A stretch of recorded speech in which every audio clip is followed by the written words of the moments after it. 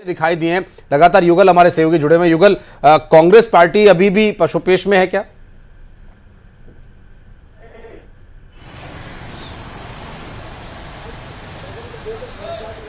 है पूरी तरह से क्लियर है। जैसे टीएस बाबा हैं, डिप्टी सीएम हैं, उन्होंने साफ तौर पे कह दिया है कि वो तैयारी अभी से नहीं बल्कि 5 साल से कर रहे हैं। जब से वो विधायक बने हैं तब से तैयारियां की जा रही हैं। हालांकि देखिए, सत्ता में वापसी के लेकर के रणनीति, कुशल रणनीति का होना बेहद जरूरी है। उम्मीदवार जितना मायने रखता है उतनी अधिक चुनाव में रणनीति भी अहम रोल अदा करती है। तो सदी हुई रणनीति के तहत कांग्रेस भी मैदान में जाना चाहती है। मैं आपको रोकना चाह रहा हूं, सुशील के पास दरअसल कुछ अपडेट है। सुशील हमारे साथ जुड़े हुए हैं, सुशील के पास हम आपको लिए चलेंगे। सुशील, क्या कुछ अपडेट? अब वक्त घंटों में बाकी, और इसके बाद जो रंगत होगी वो कहलाएगी चुनावी रंगत, क्योंकि पावर आयोग के पास। जी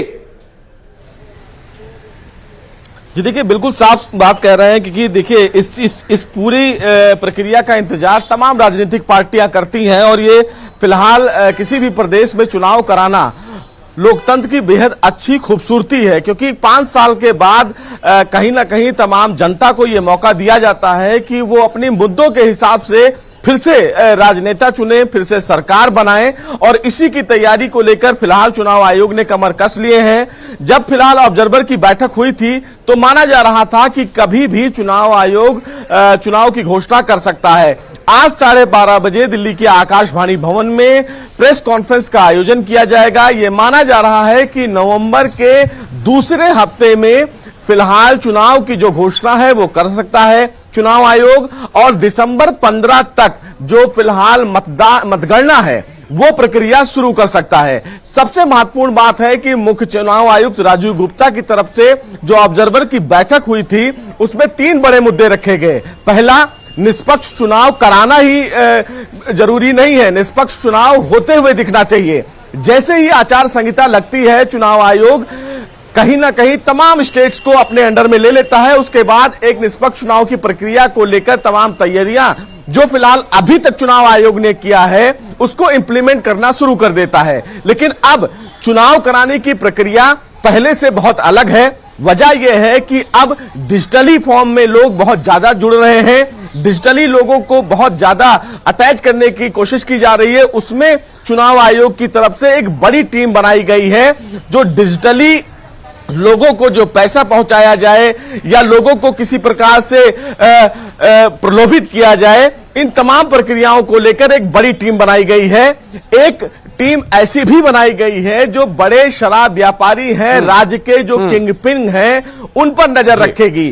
कितने पोलिंग बूथ बनाए जाएंगे, कितने अति संवेदनशील होंगे, वहां पर किस प्रकार चुनाव करवाया जाए, पहला मिलिट्री फोर्सेस की कितनी तैनाती की जाए, तो इन तमाम चीजों की एक बड़ी रणनीति तैयार की गई है। सोशल मीडिया पर चर्चा हो भी रही थी, ललित जिक्र कर रहे थे उस कि नवाचार का जो ललित आप जिक्र कर रहे थे, संभवतः ये वही नवाचार है जो डिजिटली लोगों को एक्टिव करके और उन्हें प्रलोभित करना या प्रभावित करने का प्रयास हो सकता है। उसके जी काउंटर करेंगे। लेकिन एक मार्के की बात जो सुशील ने कही है उसे कोट करना बहुत जरूरी है।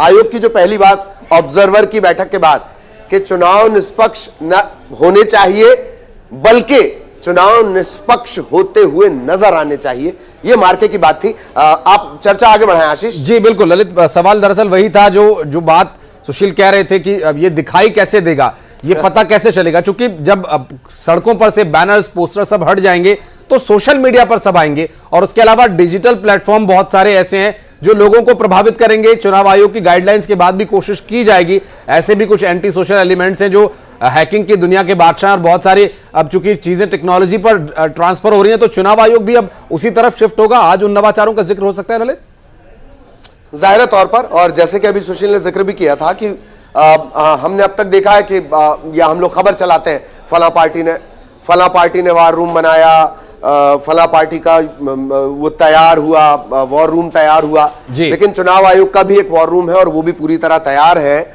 और वासु भी लगातार हमारे साथ बने हुए हैं। वासु, मध्य प्रदेश के लिहाज से मैं फिर वापस मध्य प्रदेश पर आ रहा हूं। सोशल मीडिया पर आधे से ज्यादा जंग लड़ी जानी है और आयोग की पैनी नजर इस पर बनी रहेगी। यंग वोटर्स सबसे ज्यादा टारगेट पर होंगे। वासु,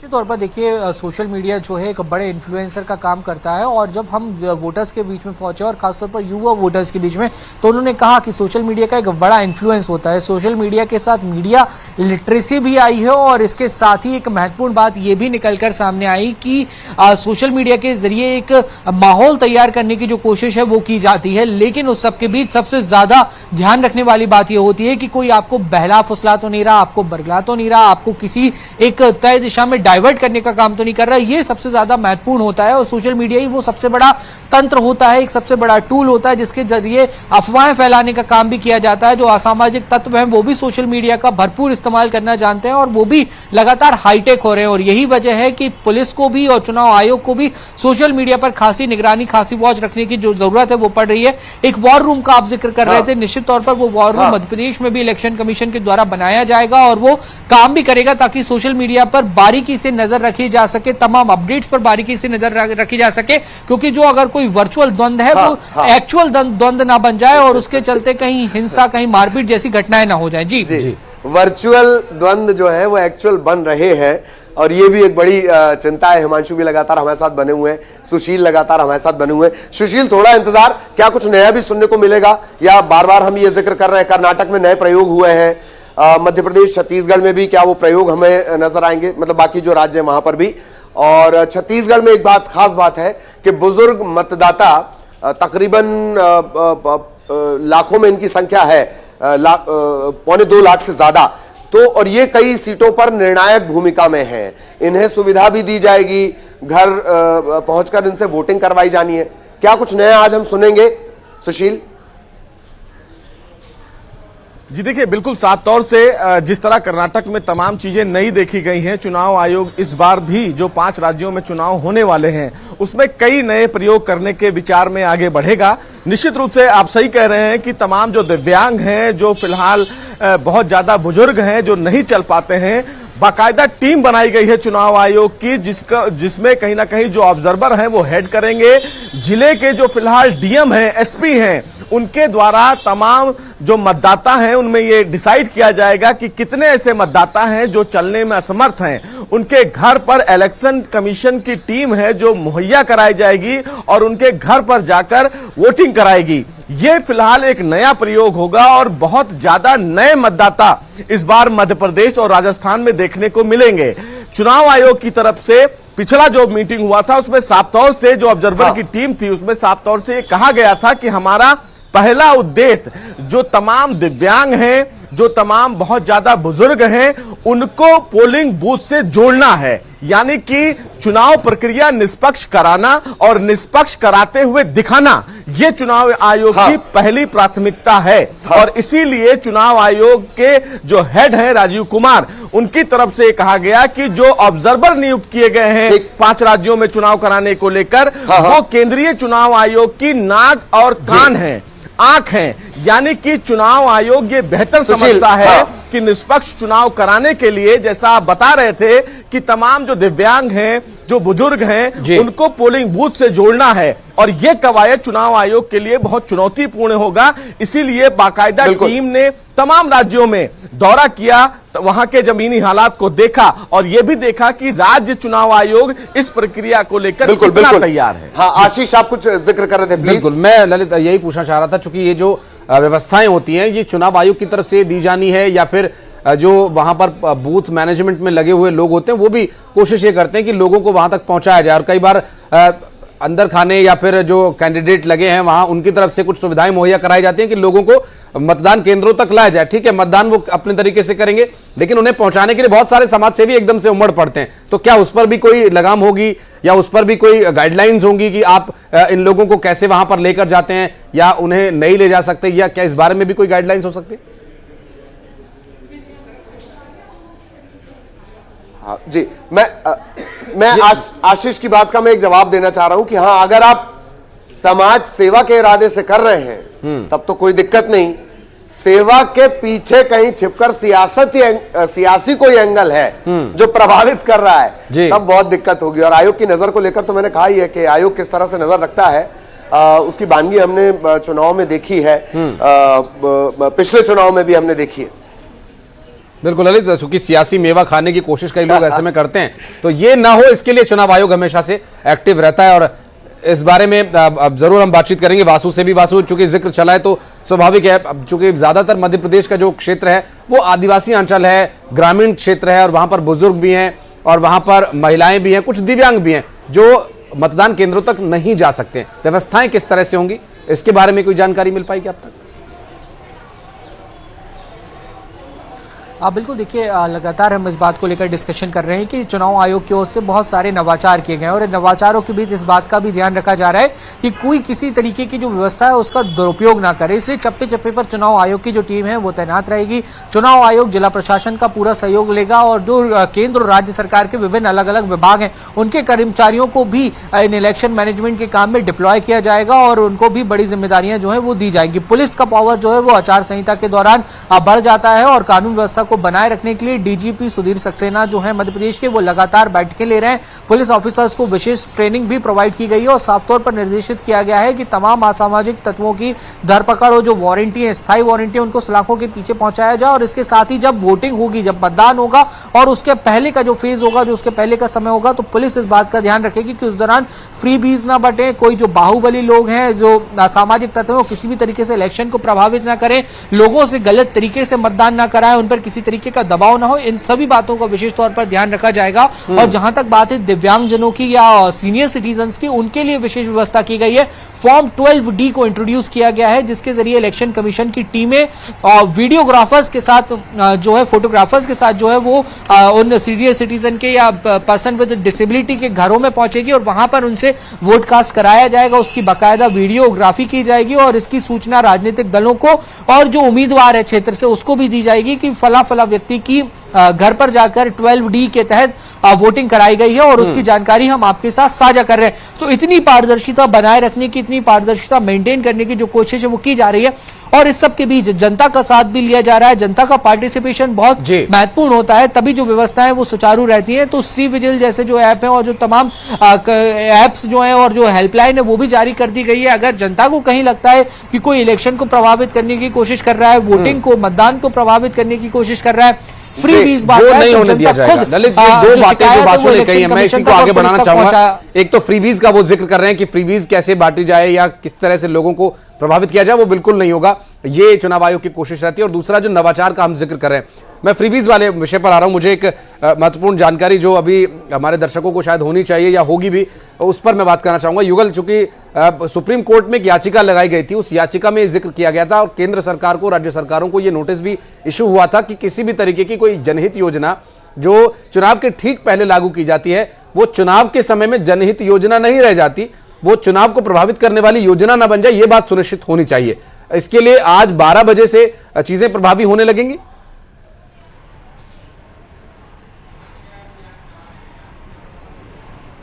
इस तरह की जो योजना है जो सीधे सीधे मतदाताओं को लुभाने के लिए है और उस मतदाताओं को अपने पार्टी में वोटर के रूप में कन्वर्ट करने के लिए जैसे ये योजनाएं होती हैं उन पर जो पैनी नजर है वो होती है और ऐसे योजनाओं को शिथिल करने की बात है, कवायद है वो की जा सकती है क्योंकि निर्वाचन जो आयोग है उनकी जो गाइडलाइन तय है और वो तय करेंगे कि आखिर इसमें किस तरह की जो योजना है जो शामिल किया गया है कि हाल ही में किस तरह की जो योजना है वो तो शामिल या घोषणाएं नहीं की गई हैं। हालांकि सभी शासकीय दफ्तरों में आशीष अगर हम बात करें, जिक्र करें तो चुनाव से पहले वो सब जान रहे हैं कि आज हो लगभग 10 तारीख तक, जैसे भी हमने न्यूज 18 के माध्यम से दिखाया था कि आचार संहिता 10 तारीख तक लग सकता है, तो उससे पहले शासकीय कामों को निपटाने का जो टेंडर प्रक्रिया है, जो निर्माण कार्य है, उनकी मंजूरी के जो फाइलें हैं उसे धड़ल्ले से बढ़ाने का काम है वो किया जा रहा था। दफ्तरों में रौनक सी बढ़ गई थी ताकि जो विकास के काम है उस पर अब रोक लग जाएंगी। उन तमाम तरह की जो कवायदें हैं, फाइलों को निपटारा का काम है वो तेज गति से अनवरत जारी था। और अगर हम बात करें छत्तीसगढ़ का एक जिक्र और करना बेहद जरूरी है। 2018 के जो चुनाव हुए थे आशीष, उसमें 91 उम्मीदवारों को जो है अयोग्य घोषित किया गया था। तो वो 91 उम्मीदवार ऐसे हैं, कुछ एक ऐसे उम्मीदवार हैं जो चुनाव लड़ सकते हैं, उनका जो समय है वो खत्म हो चुका है, लेकिन टोटल 91 ऐसे उम्मीदवारों की सूची जारी की गई थी जी। निर्वाचन आयोग की ओर से, वो चुनाव नहीं लड़ सकते, चुनाव से वो बाहर होंगे। तो इस तरह के बिल्कुल ऐसे स्ट्रिक्ट एक्शन की जरूरत है। मैं ललित के पास भी चलना चाहूंगा। ललित, जो डीवाई चंद्रचूड़ जो कि सुप्रीम कोर्ट के जज हैं और चीफ जस्टिस ऑफ इंडिया, उनकी अध्यक्षता में जो बेंच बनी थी उसमें ये टिप्पणी भी की गई थी। वो टिप्पणी भी लोगों को पता होना बहुत जरूरी है। उन्होंने इस बात का जिक्र किया था कि ये जो योजनाएं हैं इलेक्शन से पहले, इस तरह की योजनाएं या फ्रीबीज या कुछ भी लोगों को प्रभावित करने के लिए किसी भी राज्य की सरकार अगर करती है, तो अल्टीमेटली जो घूम फिर के सारा जो प्रेशर है वो टैक्स पेयर्स के पैसे पर ही आता है, क्योंकि देश जो है वो टैक्स पेयर्स के पैसे से ही चल रहा है। ये एक बड़ा तबका है और आपने चूंकि टैक्स पेयर्स का जिक्र किया, इसे मैं चुनाव से ऐसे भी जोड़ना चाह रहा हूं आशीष अपने दर्शकों के लिए कि इस तबके को हालांकि बाहर लेकर आना बतौर वोटर, ये एक बड़ी चुनौती हमेशा से आयोग के लिए रही है। आप बस्तर में देख लीजिएगा, आप सरगुजा में देख लीजिएगा, मध्य प्रदेश के आदिवासी इलाकों में देख लीजिएगा, महिलाएं सारा काम धाम छोड़कर सबसे पहले वोटिंग की लाइन में लग जाएंगी। लेकिन ये जिस तबके का आप जिक्र कर रहे हैं, टैक्स पेयर तबका, इसे बाहर निकालकर लाना अभी भी उतनी बड़ी चुनौती है। रहा सवाल योजनाओं का, इसमें एक बारीक सा पेच ये है कि नियमों का बनना और जमीन पर नियमों का इंप्लीमेंटेशन, इसमें जो विरोधाभास है इसका राजनीतिक दल के कार्यकर्ता लाभ उठा लेते हैं। अब आप एक जो राजनेता है, स्थानीय नेता है, उस पर तो आप नजर रख नहीं पाएंगे, तो वो बताएगा कि नहीं फला चीज तो फला नेता ने दी है। इस वजह से मैं युगल आपके पास एक सवाल के लिए आ रहा हूं, और वासु भी हमारे साथ लगातार बने हुए हैं। वासु, गोंगप्पा, बसपा और आम आदमी पार्टी, इसके फैक्टर पे आगे चर्चा करेंगे, लेकिन युगल सवाल मेरा आपसे ये कि जब सरगुजा संभाग, बस्तर संभाग, बिलासपुर संभाग, यहां पर बीजेपी ज्यादा उम्मीद देख रही है, और यही कमोबेश वो संभाग है, खासतौर पर बस्तर, जहां आयोग के लिए सबसे बड़ी चुनौतियां होती हैं, इन सब के बीच क्या आपको लग रहा है युगल?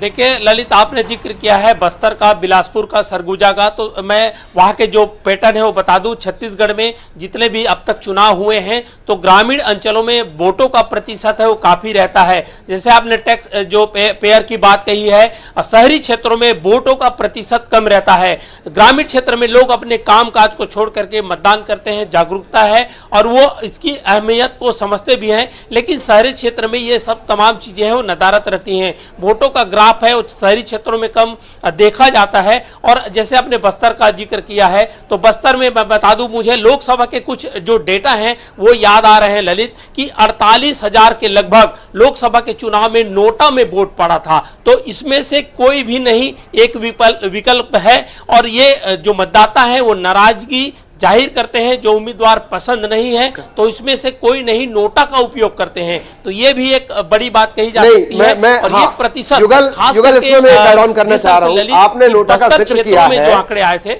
आपने नोटा का जिक्र किया, कई जगह नोटा दूसरे और तीसरे नंबर पर कमोबेश रहा है, और तभी यह समझ में आ गया था कि बस्तर में एक विकल्प की तलाश की जा रही है। एक और बात युगल, आपके जवाब में इसे भी मैं चाहूंगा कि आप इसे शामिल करें।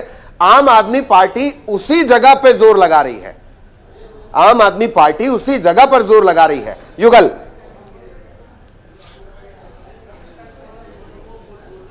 जी बिल्कुल ललित, देखिए आम आदमी पार्टी की सक्रियता विगत 2 सालों से लगातार बढ़ी हुई है। चाहे वो भगवत मान हो, अरविंद केजरीवाल हो, लगातार 3-3 बार छत्तीसगढ़ का दौरा कर चुके हैं। फोकस बस्तर पर है, आदिवासी क्षेत्रों में है, सरगुजा पर है, जहां पर छत्तीसगढ़ का अभी फिलहाल जो चुनाव हुए हैं अवैध किला के रूप में माना जाया है कि बस्तर में जिस तरह से बीजेपी ने खाता भी नहीं खोल पाई थी, इसी तरह सरगुजा में कमोबेश हालात हैं। तो इन क्षेत्रों में आप पार्टी है वो सेल लगाने की लगातार प्रयास कर रही है। बीजेपी का कहना है, जो आप पार्टी का कहना है कि लगभग 46 सीटों पर उन्होंने बेहतर उम्मीदवारों की तलाश कर ली है। सेंधमारी की कोशिश वो लगातार कर रहे हैं, लेकिन अभी एक बयान भी आया था कि 90 सीटों पर उम्मीदवार भी वो उतारेंगे। तो एक तरह से कहा जा सकता है आम आदमी विकल्प के रूप में तब बनेगा जब वहां पे उनकी जो आम मतदाता हैं, जो नाराज मतदाता हैं, उनकी दुखती रथ पर अगर हाथ रख पाते हैं तो हो सकता है कि विकल्प के रूप में आ जाए।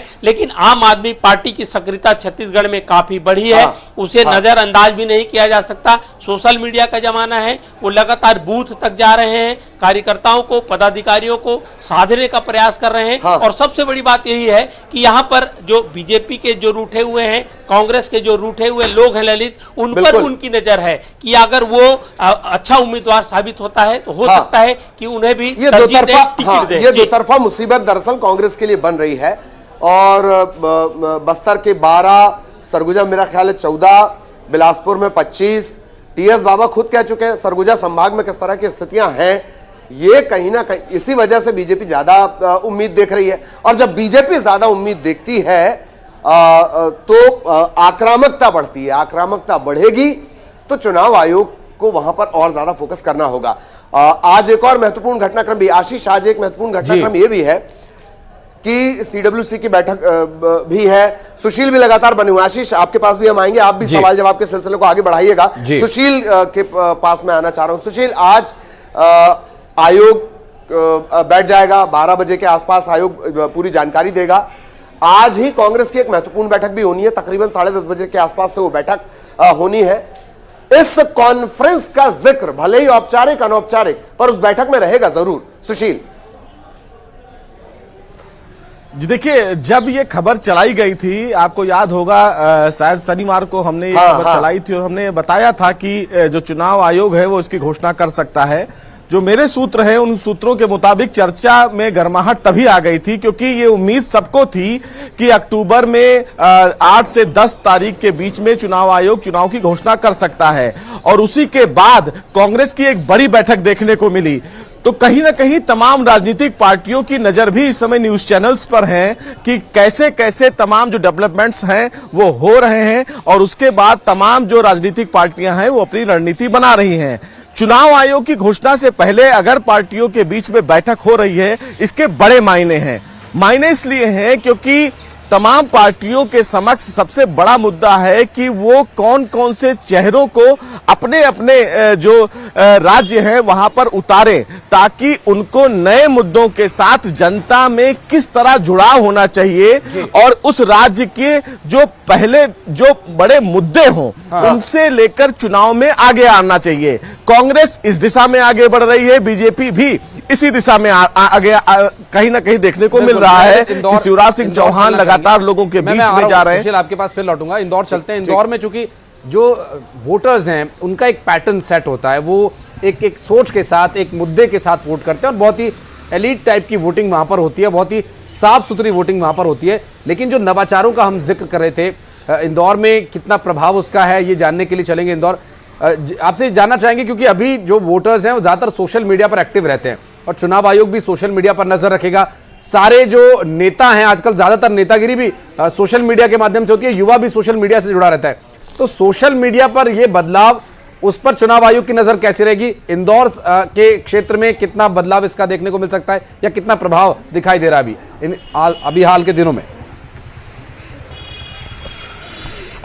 हर पॉलिटिकल पार्टी के कैंडिडेट ने सोशल मीडिया इन्फ्लुएंसर को हायर किया हुआ है। सोशल मीडिया के माध्यम से ही वो अपने मतदाताओं, अपनी विधानसभाओं में लोगों से अपनी जानकारियां शेयर कर रहे हैं, अपनी योजनाएं बता रहे हैं, अपनी जो आगे की प्लानिंग वो शेयर कर रहे हैं। तो कहीं ना कहीं सोशल मीडिया का महत्व इस चुनाव में बहुत ज़्यादा सामने आ रहा है। इसके अलावा एक बात और मैं बताना चाहूँगा, इंदौर स्मार्ट सिटी जो है उन्होंने एक मोबाइल ऐप बनाया है। यह मोबाइल ऐप मतदाताओं के लिए भी है कि उनका बूथ कौन सा होगा। मोबाइल ऐप डाउनलोड करने के बाद अगर वो अपना वोटर आईडी का नंबर डालते हैं और डिटेल डालते हैं तो उनके नज़दीक का पोलिंग बूथ कौन सा होगा उसकी जानकारी मिलेगी।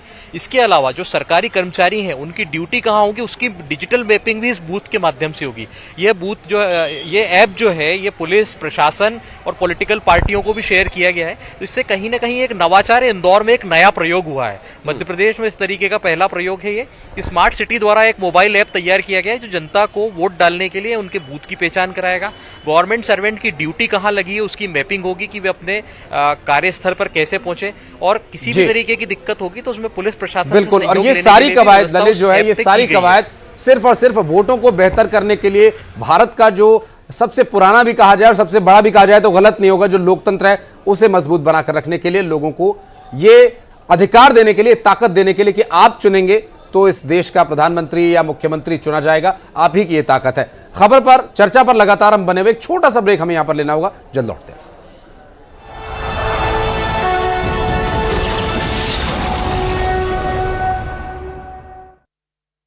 Ready, boys?